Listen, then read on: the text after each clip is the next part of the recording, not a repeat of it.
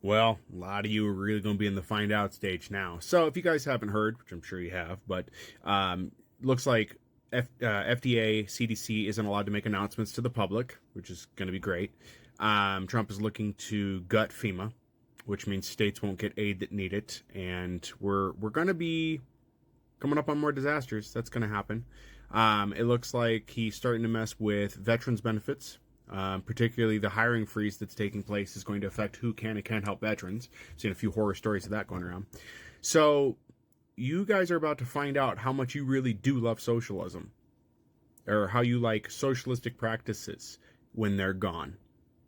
Because a lot of the things that you claim to not want, not like, you use all the time and just don't realize it. A lot of you just do not understand how the country you live in works. You do not understand how a lot of the things that help everyone work, and you're going to. When your house burns to the ground because of a natural disaster and there's no aid for you, like nobody's bringing you water, nobody's giving you a place to sleep, nobody's providing tents, anything like that for you, you'll see. When there's a massive flood, you're going to learn real quickly. When, especially in states that had disasters due to really wild weather events that went really far inland, areas like that thought they were immune, that had assumed that, it couldn't happen to them, and then it did. And then you guys started to attack FEMA.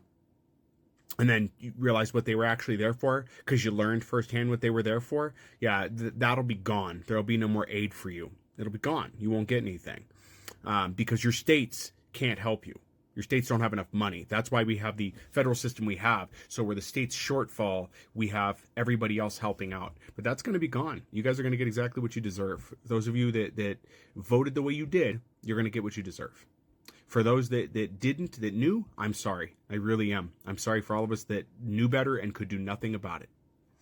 So many services. We're going to have another health event take place. And there's going to be no notification anymore from FDA on things or from CDC. So think about that. With FDA in particular, think about that when there's a food issue, right? Because FDA can't communicate with us at this point. So when there's a contamination issue and we don't get to know, and you go buy tainted beef, you're not going to be told, hey, maybe you should turn that back in. You're just going to eat it. It's going to be real fun for you guys. Same with like CDC, bird flu is already making its rise again, but we're not going to know about it. And if there's another mass event like there was with the vid, there won't be any system to deliver vaccinations. And I know a lot of you are very proud of that. A lot of you are just like, I don't do vaccinations. That's okay, because there won't be herd immunity as well as there was, because nobody will be getting vaccinated, right? Because that system's being gutted. That means that it's going to be a survival of the fittest situation. Right? So this is going to put a lot of people who are vulnerable at risk because they're not going to be able to survive this. But that's on you guys.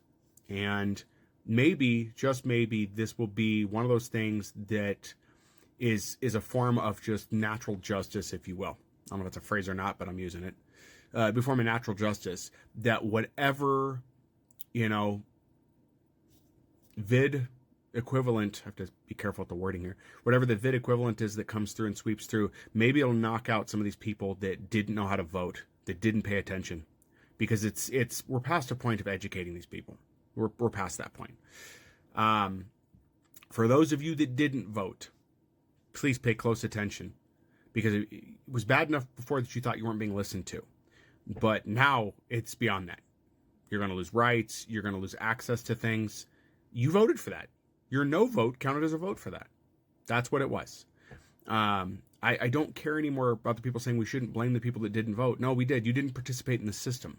You didn't participate in a meaningful way that helped everyone. You decided to selfishly sit back and say nothing. So you're lumped in with the same group that's going to be making weird hand gestures. You're lumped in with the same group that's calling on their neighbors because their neighbors don't speak English. You're the same as those people now. That's it. I don't see it any other way. You can't give me any excuse.